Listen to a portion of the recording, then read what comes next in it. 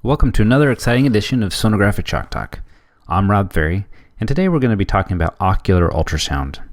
Now, ideally, this is used in conjunction with Dr. Stack's eye lab, where he goes over different eye exams, different pathology. It's excellent. This is just the ultrasound component, but also as a standalone recording to help you understand how to do ocular ultrasound. So as part of this, we're going to go over a few things. One is how to perform an ocular ultrasound exam. We're going to talk about the anatomy and then the technique. And then indications and contraindications for doing ocular ultrasound. We'll go over some common pathologies and some cases at the end. So the ocular ultrasound exam is a 6-point exam where we're going to look at the anterior chamber, the lens, the posterior chamber, the retina, the optic nerve, and then evaluate the retroorbital space. So first, some sonographic anatomy. So the anterior chamber is what we're going to look at first when we start off with our ocular ultrasound exam. And this is really the cornea to the iris. It should be anechoic. There may be some near-field artifact, and the resolution of our machine isn't that great that we're going to be able to detect a lot of pathology that may be present there.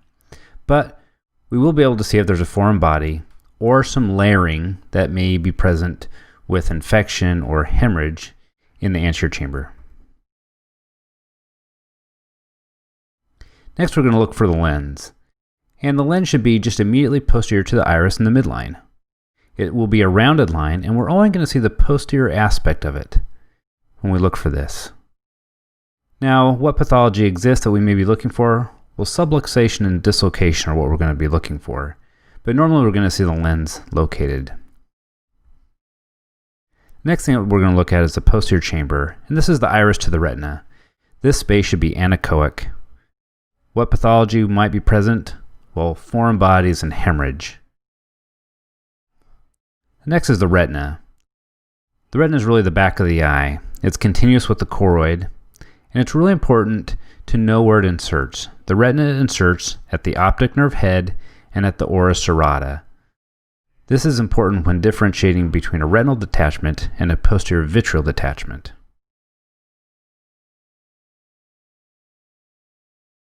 All right, next we're going to look at the optic nerve. And really we're looking at the optic nerve head and just below it at the optic nerve sheath. It's a hypoechoic tube that's behind the globe. Now, the optic nerve will dilate as there is increased intracranial pressure. And we can see this dilation and measure this size to give us an idea if there's elevated intracranial pressure. Now, it's important to note that often there will be drusen at the optic nerve head, and this can give a false positive to a dilated large optic nerve head. All right, next we're going to look at the retroorbital space, and this is just posterior to the globe. Normally we have posterior acoustic enhancement in that area, so we will need to turn down the gain to look for any pathology that may exist there. But there may be fluid behind there may be a mass, there can be other pathology that's present. All right, finally we're going to go over technique. All right, so when we do this, it's important that we place plenty of gel on the closed eyelid. We're going to use the linear transducer, and we're going to select the ophthalmic exam. And I'll talk more about why that's important in just a minute. We're going to rest our hand on the cheek or on the nasal bridge, depending on which side we're imaging. And we're going to try to place little to no weight on the eye. And then we're going to scan in 2 planes. So here's our gel, here's our probe with a little bit of gel in between on the closed eyelid. All right, so here's an example in real life. And we can use Surgilube, KY jelly, ultrasound gel. Any of these things are acceptable, but we're going to do it in the closed eye. Some people will place a Tegaderm over the closed eye and then put the lube on top to keep any gel out from touching the cornea itself. This is something that you can choose to do, but I find it just as permissible to put the gel on the closed eyelid. All right, it's important to choose the correct settings when we do this exam. We may, the default on your linear probe may be vascular, may be superficial or musculoskeletal, but it's really important that we choose the ophthalmic indication or exam setting when we do this. And the reason why is because there's power that's output from our ultrasound machine, and that's displayed right here where we have this MI and TIS. MI stands for mechanical index, and TIS stands for thermal index soft tissue. As you notice in the ophthalmic settings, those numbers are very, very low, indicating very little energy output from the ultrasound probe. If we choose superficial settings or small part settings, the mechanical index and the thermal index soft tissue are much higher. We want it because the lens is avascular and the cornea is not very vascular in and of itself. We want to try to limit the amount of heat energy that we're producing when we ultrasound the eyeball. And so that's why it's important to choose those ophthalmic settings. All right, next is indications or contraindications. Why would we do this? There are a variety of reasons why we perform ocular ultrasound exam, and I've sort of divided these out into traumatic and non-traumatic reasons. But in essence, if someone shows up with acute visual loss or change in their vision, then an ocular ultrasound is indicated. The main contraindication for our ocular ultrasound exam is a known or suspected open globe. So what are some common pathologies? So let's start off with things that we would be looking in the anterior part of the eye. And we're going to talk specifically about lens dislocation. So the lens can dislocate or it can sublux. It may be difficult, based upon our ocular ultrasound exam, to differentiate between subluxation and a completely located lens, but we should be able to see dislocation. So where will it dislocate? Well, it will dislocate lateral and posterior to its regular position. Patients will present with monocular diplopia, and they're going to need to have this lens surgically removed and replaced. And so the lens will fall down into the posterior chamber. Here on this ultrasound image, we can see the lens that's just lying there by the retina in the posterior chamber outside of its usual location. The next pathology that we're going to talk about is posterior vitreous hemorrhage. So posterior vitreous hemorrhage looks like echogenic debris that's in the posterior chamber. It can be traumatic or non-traumatic, and patients will present with symptoms anywhere from just floaters to complete visual loss, and that depends upon how much hemorrhage is in the posterior chamber. Management of this depends upon the cause. If it's foreign body, it will need to be surgically managed. If it's just spontaneous, a lot of times these can be observed. Some patients may need to go on to surgical vitrectomy. So here's an example of a patient with posterior vitreous hemorrhage. You can see that echogenic debris and then the layering of the fluid or the red blood cells into the posterior chamber. Here's another example of some posterior vitreous hemorrhage and some neovascularization that's also occurred in this patient. Next is posterior vitreous detachment. So if we live long enough, all of us will experience a posterior vitreous detachment. Usually it occurs in the 5th to 6th decade of life, and patients usually present with flashes and floaters and a relatively sudden onset. That vitreous body is attached to the retina, and with age, that vitreous can separate, and that's known as a posterior vitreous detachment. A lot of times we'll see hemorrhage in that area where that vitreous is detached. And we'll also occasionally see a very faint, thin echogenic line that can mimic a retinal detachment. So here's an example of someone with a posterior vitreous detachment. You can tell in the ultrasound image that there's some layering of fluid dependently in the posterior chamber just adjacent to the retina. But there's not a thin, bright echogenic line that would be suggestive of a retinal detachment. One of the things that helps to differentiate between retinal detachment and vitreous detachment is how much we turn up the gain. And as we turn down the gain, if that hemorrhage in the posterior chamber disappears, that's a good clue that it's just hemorrhage and not a retinal detachment. Here's an example of someone who has some posterior vitreous hemorrhage and a posterior vitreous detachment. And as you can tell, we've really turned the gain up here to be able to detect this. If we were to turn that gain down, this would be very faint. We would barely be able to tell that there's anything in that posterior chamber. But you can see that thin echogenic line with some fluid right underneath that vitreous body. And this is pretty classic for a posterior vitreous detachment.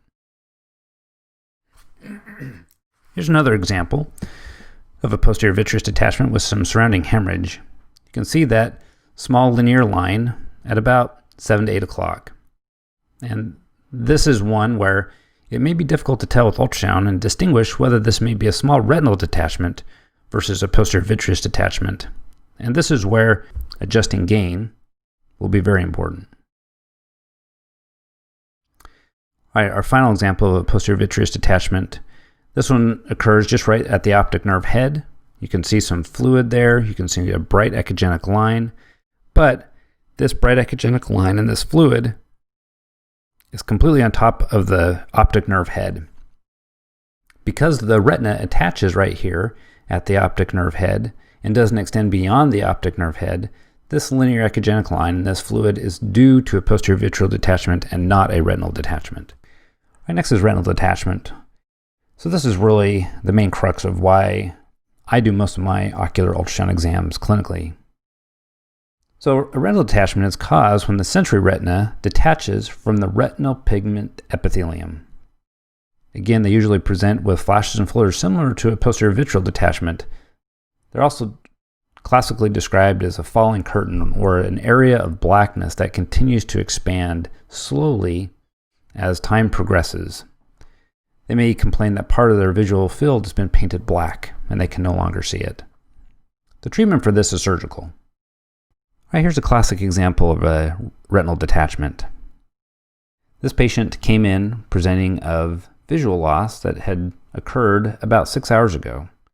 He sort of described some as if someone had painted part of his visual field on his temporal side black. When we do our ocular ultrasound exam and put the probe on the patient's eye, we can see this nice, thin, echogenic line that moves back and forth as the patient looks to the side or up and down. This is the sensory retina that has detached from the retinal pigment epithelium. The way that we can distinguish acute versus chronic is an acute detachment will be mobile like this, whereas a chronic detachment, one that's been there for months to years, will not move, but rather will appear to be in place when they look side to side or up and down. There's 3 types of retinal detachments. There's rhegmatogenous, exudative, and tractional. On ultrasound, this looks like a thin echogenic line like we've talked about, and if it's new, again, it moves as they look around. The insertion points are important to know in that the retina attaches to the ora serrata and the optic nerve head. And so, therefore, if we see a thin echogenic line that crosses over the optic nerve head, we know that that is not a retinal detachment, but rather a posterior vitreal detachment. It's important to differentiate this retinal detachment from the other common lookalikes, which would be posterior vitreal detachment, retinoschisis, and choroidal detachment. Now, retinoschisis is when you have separation of the retinal layers. And so that's going to be something that's going to need to be detected by a dilated fundoscopic exam. And ultrasound is not going to be able to differentiate between a retinal detachment and retinoschisis. All right, next is choroidal detachments. So a choroidal detachment occurs when there's hemorrhage or serous fluid that collects between the sclera and the choroid. The retina is still attached to the choroid. Most often, these occur quite dramatically, and they're commonly referred to as kissing choroid. Whereas in this example, you can see that there is choroid that is pressing in from both sides into the middle of that posterior chamber.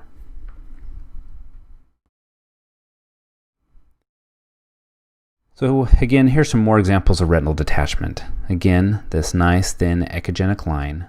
It's mobile, thus indicating that it's new. and it does not cross over the midline. Here's the same patient, but looking in an orthogonal view, we can see that retina does cross the midline, but we do not see the optic nerve head. If we saw the optic nerve head and we saw that thin echogenic line, we would know that it was not a retinal detachment. But again, this is mobile. It's a thin, bright echogenic line with the sensory retina detached from the retinal pigment epithelium. Right, finally, another example.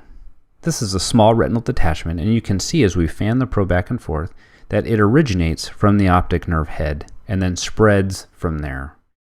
This is a patient who was attaching a tarp with a bungee cord, and the bungee cord broke and hit his eyeball, and he had a traumatic retinal detachment with some posterior vitreal hemorrhage that we can see here.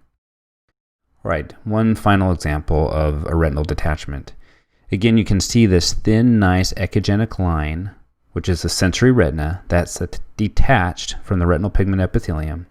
And as we fan the probe back and forth, you can see that its insertion is actually at the optic nerve head, confirming that this truly is a retinal detachment.